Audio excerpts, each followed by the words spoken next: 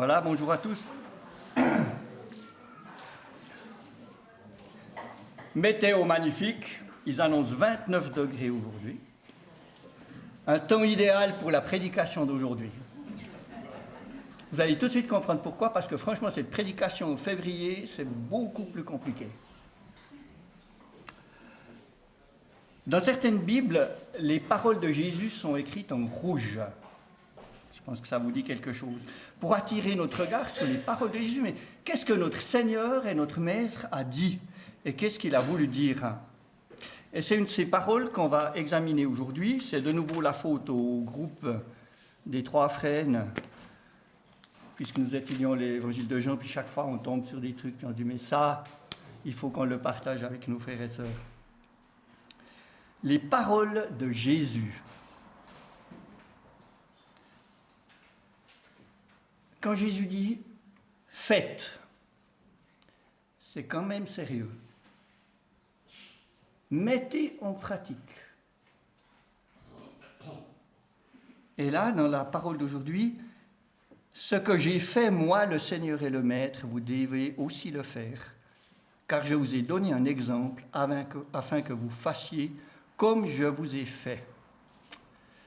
C'est plutôt sérieux comme introduction. Hein? Je vous ai donné un exemple afin que vous fassiez comme je vous ai fait.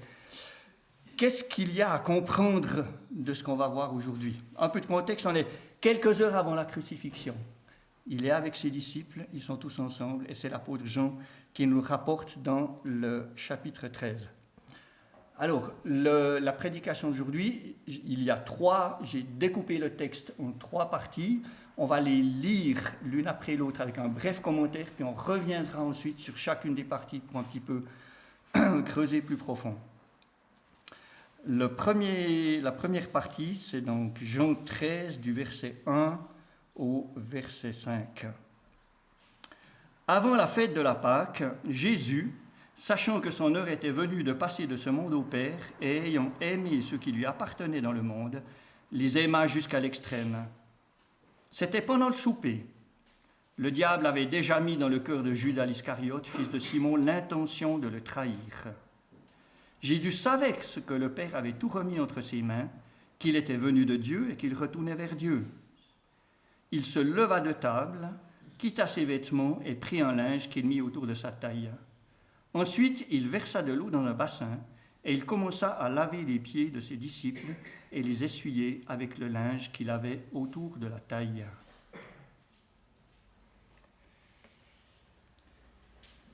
Voilà, donc il prend un linge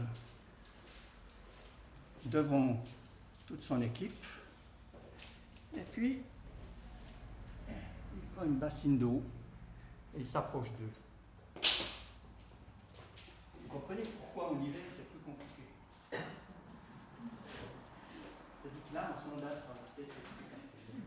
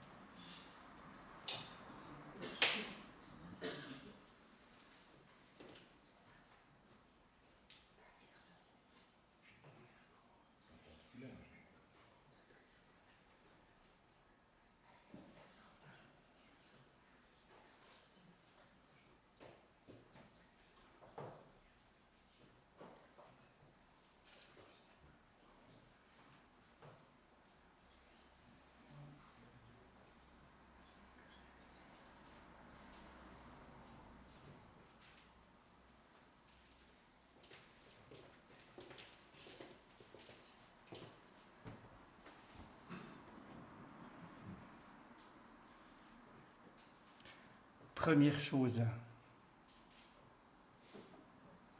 Et le texte commence par ça. Un acte d'amour. Oui, c'est un enseignement, mais c'est un acte d'amour qui nous révèle la nature de qui est Dieu. Sa nature. Ce Dieu qui est venu, ce Dieu qui s'abaisse et qui montre l'exemple. Dans les 3 ans avant, combien de fois Jésus en avait parlé? Faites ceci, aidez, guérissez. Et il les avait envoyés. Et puis là, il montre l'exemple. Il montre l'exemple à ses disciples. Les paroles de Jésus sont toujours suivies d'une action. Ça n'est pas « vous devriez faire ceci ». Je fais et vous faites parce que vous me ressemblez, parce que vous désirez me suivre, parce que vous êtes habités maintenant de ma nature. La deuxième chose, c'est Dieu qui prend l'initiative. Ce n'est pas quelqu'un qui dit « écoute, j'ai les pieds sales, est-ce que tu pourrais me les laver ?» Non. Dans les actions de Dieu, c'est toujours Dieu qui prend l'initiative. Il prend l'initiative de la purification de ceux qui lui appartiennent.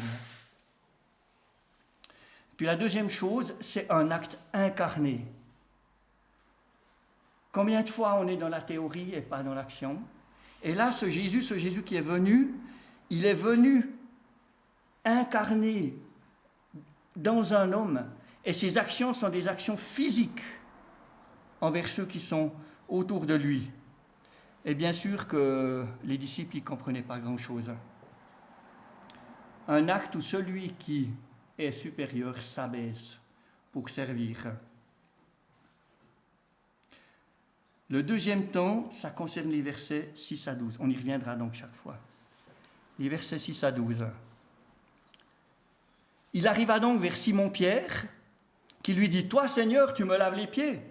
Jésus lui répondit « Ce que je fais, tu ne le sais pas maintenant, mais tu le comprendras plus tard. » Pierre lui dit « Non, jamais tu ne me laveras les pieds. » Jésus lui répondit « Si je ne te lave pas, tu n'auras pas de part avec moi. »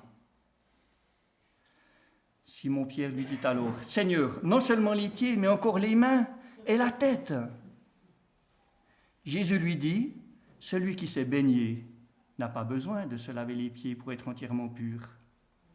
Et vous, vous êtes purs, mais pas tous. » En effet, il connaissait celui qui était prêt à le trahir. Voilà pourquoi il dit « Vous n'êtes pas tous purs. » Dans son entourage, un allait refuser cela. La première, c'était une action physique, correspondant à un besoin physique. Mais l'explication que Jésus donne maintenant, c'est une explication spirituelle. Dans les actions de Jésus, il y a une dimension spirituelle. Et Pierre ne pouvait pas comprendre. Jésus lui dit, mais tu comprendras plus tard. Rappelle-toi. Ce que nous sommes en train de faire maintenant, tu t'en rappelleras plus tard. Maintenant, relax. Ce n'est pas pour aujourd'hui. Mais tu le comprendras plus tard. Jésus, il ne vient pas seulement pour laver, mais pour purifier. Il y a ce pas de plus.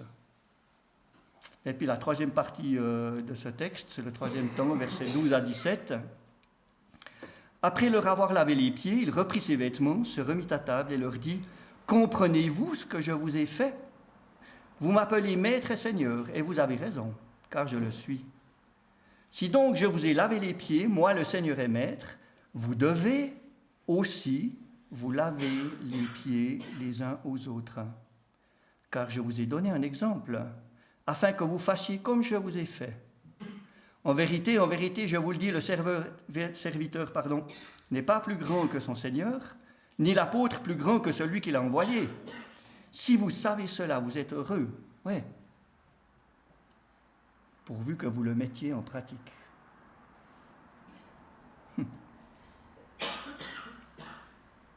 Cet enseignement, vous l'avez entendu, vous l'avez vécu dans votre chair, plus ou moins bien, parce que vous êtes des êtres humains.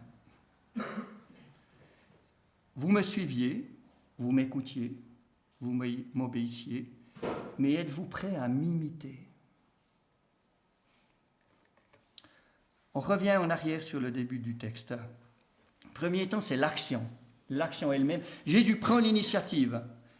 Il y a une différence entre rendre service et être au service.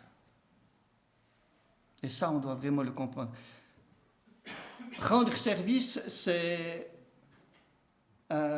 ce frère qui déménage, puis on dit, écoute, samedi entre 9h et 11h, je viens te donner un coup de main. C'est rendre service. Puis être au service, c'est quand il pleut, que vous êtes dans votre voiture, qu'il y a une voiture qui est à côté en panne parce qu'un pneu est crevé, et vous vous arrêtez, et vous descendez, et vous prenez le cric, et vous montez la bagnole, et vous enlevez la roue, et vous remettez la nouvelle, et vous rangez le cric, et vous êtes mouillé, et vous êtes sale. C'est ça, être au service. Il n'y a pas seulement l'amour, il n'y a pas seulement l'intérêt. Il y a le fait de dire il y a un prix à payer. Et je suis prêt à payer le prix parce que j'aime. Et parce que je ressemble à mon Seigneur, qui lui a payé le prix. Rendre service, c'est une logique bienveillante. Ouais, on est des bons gars, on est des chrétiens, quoi. On va se donner un coup de main. Être au service, on s'oublie. Parce que le besoin est existant. Et la personne ne demande pas. Mais on offre. Nous prenons l'initiative. Je me mets de côté et pour un instant, l'autre prend la première place. Il y a quelque temps, on avait chez nous Albin, le fils de Dominique Anchot. Ben voilà, il est qui il est, il n'a pas fait d'études. Et puis, pendant toute une partie de sa vie, il a dit, moi, je vais me mettre au service. Alors, non seulement il s'est mis au service dans le cadre de différentes églises, mais il a pris l'initiative, il a dit, moi, je vais apprendre un petit peu à couper les cheveux, puis je vais aller dans la rue, et puis je vais couper les cheveux des SDF. Et pendant toute une saison, sans avoir fait un institut biblique, il a servi. Alors on peut se poser la question, est-ce qu'il y a suffisamment de ce Jésus en moi? De ce Jésus qui est prêt à se salir les mains pour servir l'autre. Jean-Baptiste disait, il faut qu'il grandisse et que je diminue. Alors, est-ce qu'il y a assez de Jésus en moi? Ou bien alors, une autre facette de la médaille. Est-ce qu'il y a trop de Pierre en moi?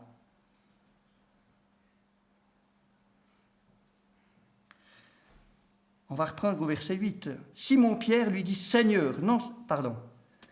Pierre lui dit, non, jamais tu ne me laveras les pieds. Il y a quelqu'un qui se met au service et il y a quelqu'un qui est servi. Alors, dans ce qu'on a vécu dans ce texte-là, il y a ces deux échelons. Il y a ce premier échelon physique, incarné dans la réalité physique, la réaction de l'homme charnel. Je refuse de me laisser humilier par quelqu'un qui va me laver. Alors, c'est clair que Pierre, il avait quand même un sacré challenge. C'était le Seigneur et Maître qui se mettait à ses pieds. Waouh, non, ça ne correspond pas, ça ne marche pas. Non, ça tu ne fais pas. Pierre, il avait déjà dit, la croix, non. Me laver les pieds, non, ça tu ne fais pas. Il y a le côté charnel du refus. Je refuse de me laisser humilier par quelqu'un qui me lave. Est-ce qu'il y a encore un volontaire pour la bassine? Je vous rassure, je lui avais demandé avant. Pour vous détendre un petit peu. Surtout ceux qui ont des sandales. On reprend la bassine et on recommence? Non. Je ne veux pas. Comment est-ce qu'on aurait réagi si on avait été à la place de Pierre? Je crois que les autres n'ont juste pas le courage de dire. Lui, il a juste un peu le courage de dire non, ça je ne veux pas. Mais on est humain. Est-ce que ça vous fait penser à quelque chose? Tout tourne autour de moi. C'est moi qui décide. C'est moi qui refuse. C'est moi qui refuse de me laisser humilier par quelqu'un qui me lave. Le même orgueil qui m'empêche de me soumettre, entre guillemets, pour servir, c'est cet orgueil qui dit non, moi tout seul, c'est bon. Je ne veux pas être servi. Je ne veux pas me laisser honorer, même par quelqu'un qui n'est pas Jésus. Pour nous, c'est plus facile, j'entends. On est égaux. Quoiqu'on n'est pas toujours égaux, hein, on est d'accord. Aux yeux de certains, on a quelque chose à apprendre encore. Mais on a quand même bien intérêt à réfléchir à ça. Bien réfléchir avant que l'humiliation nous soit imposée par quelqu'un ou par les circonstances. L'humiliation physique est venue, vient ou va venir.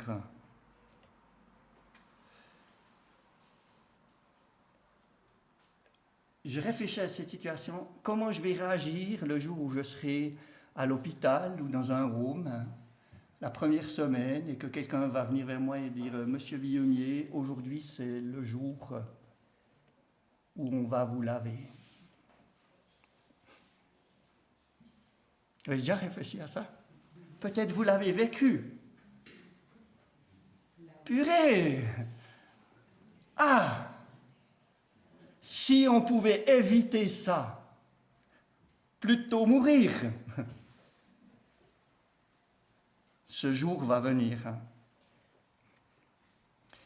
Je profite de l'occasion pour remercier ceux qui se mettent au service, que ce soit dans l'église, dans l'hôpital, dans les homes. Et merci, parce que ça m'a fait penser aussi. Oui, c'est mon job. Ok, c'est ton job. Mais non, attends. Merci.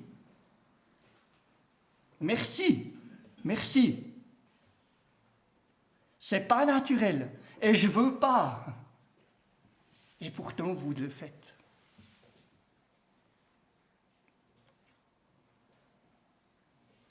Pierre, il a d'abord refusé par ça. Non, moi, les pieds, c'est bon, quoi.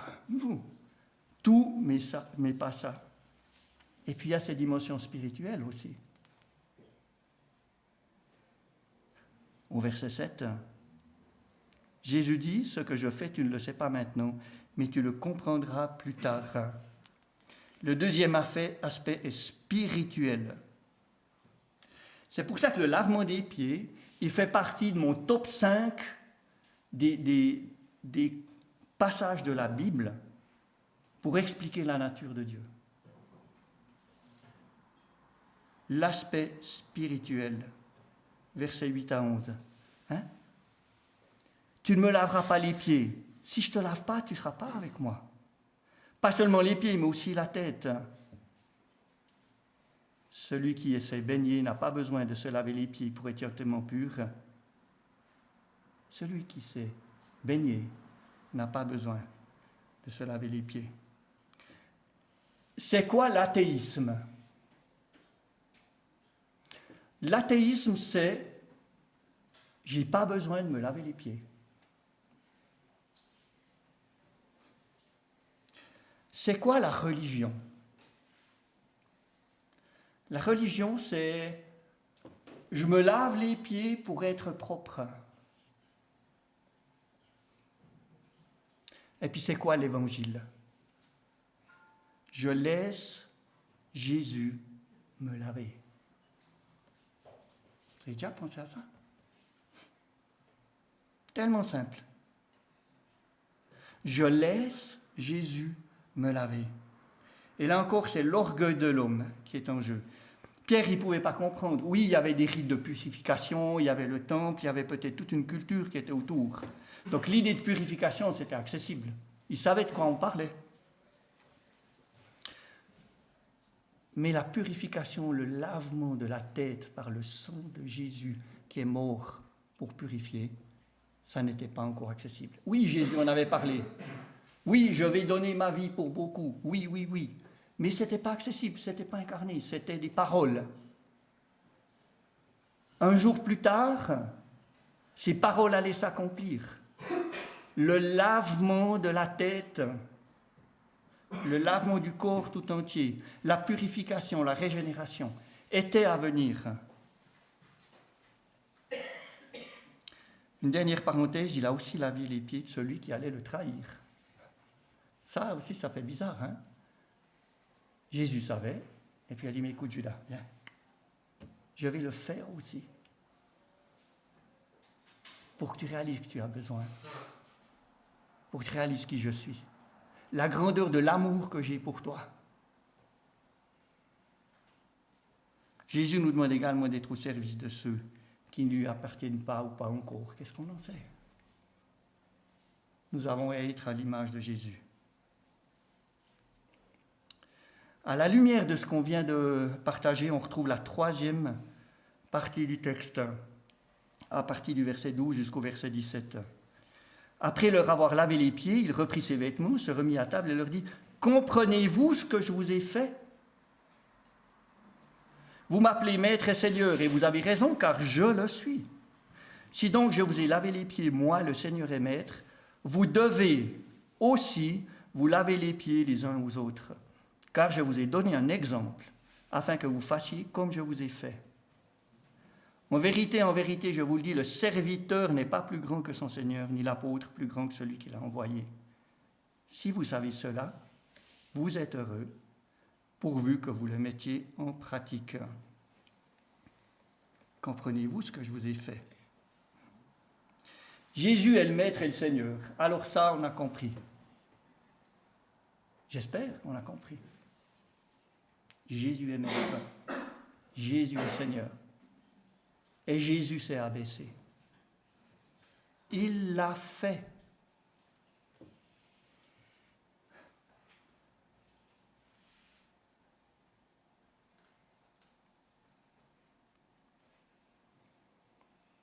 Nous sommes sur un pied d'égalité. Nous sommes tous des êtres humains que la société et l'Église nous a posés dans différentes positions parce que le monde est injuste et le monde est inégal. Non? Donc il y a des actions possibles. Il y a des restaurations possibles. Il y a des liens possibles. Si nous comprenons cette relation d'égalité.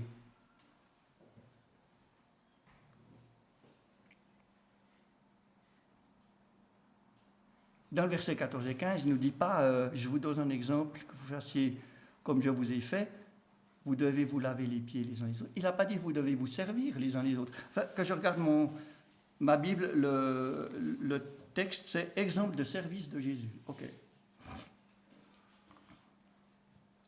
Mais il n'y a pas que le service. Hein. Parce que le problème, il n'est pas chez celui qui donne seulement. Il est chez celui qui reçoit. Est-ce qu'on est prêt à recevoir l'amour de Dieu? C'est quoi on fait quoi avec tout ça, finalement? Jean-Paul, tu vas venir où? Quel est l'esprit du lavement des pieds? C'est écrit, hein? Jésus les aima. La première chose du lavement des pieds, c'est un esprit d'amour. S'il n'y a pas ça, il n'y a rien. L'esprit du lavement des pieds, premièrement, c'est l'amour. Deuxièmement, c'est l'humilité. Je reconnais que je ne suis pas supérieur et je m'abaisse pour être dans un contact égal à égal avec mes frères et sœurs, avec les autres êtres humains que Dieu a placés autour de moi. Et puis le troisième aspect, c'est la purification. Dans ce geste spécifique du lavement des pieds, il y a quand même cette idée de purification qui se trouve derrière et que Jésus a si bien expliqué. Alors bon, on fait quoi avec ça? On peut prendre déjà au premier degré et on va partir peut-être dans quelques éléments vécus ou auxquels, qui m'ont interpellé. La première chose, c'est physique, quoi. Vous avez fait une bonne marche, vous êtes crevé, vous vous asseyez, vous enlevez les godasses, et puis vous dites, dis donc, je pourrais te laver les pieds, parce que je t'aime. C'est aussi bête que ça. Hein? On est fatigué, on en a ras-le-bol. Eh bien, moi, je fais un pas de plus. Quand je dis moi, on se comprend. Dans cet esprit, la balade n'est pas encore finie. Je fais un pas de plus parce que je t'aime. Et je te lave les pieds. Après, et on l'a vu, il y a tout un côté spirituel au lavement des pieds. Et est-ce qu'on a encore conscience de ça? Et qu'est-ce que ça pourrait nous dire?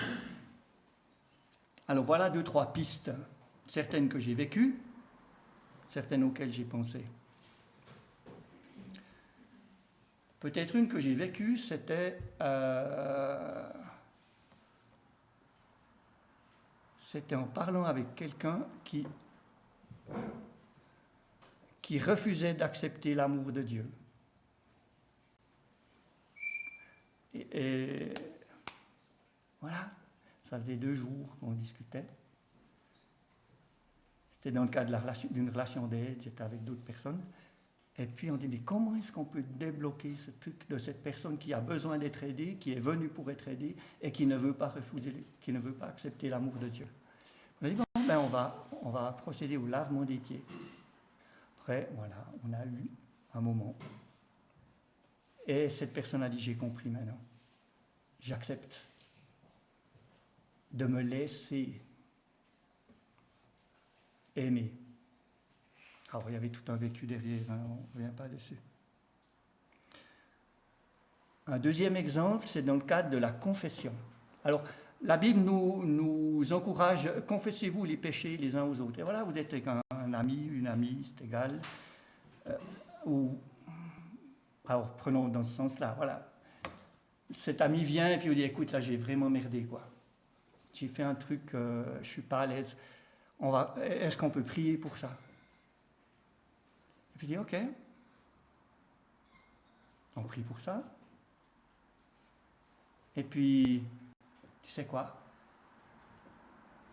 Je vais te laver les pieds. Parce que ça, maintenant, c'est fini. Ça, maintenant, c'est derrière.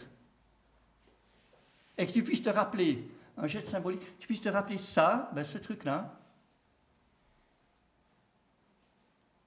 Jésus a payé. Et il t'a lavé. Et tu peux continuer. Et si Satan vient te le rappeler, tu dis, non, écoute, là, c'est bon, hein. Jésus m'a lavé les pieds. Est-ce qu'on peut faire ça? Ben ouais, pourquoi pas? Qu'est-ce qui nous empêcherait de faire ça? Par amour. Un autre exemple, c'est la réconciliation. Ouais, avec telle et telle personne, c'était pas cadeau, quoi. On a vraiment eu du...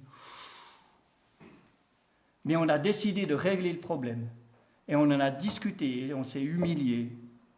Et on a demandé pardon, et on a reçu le pardon. Et on a reconnu nos fautes.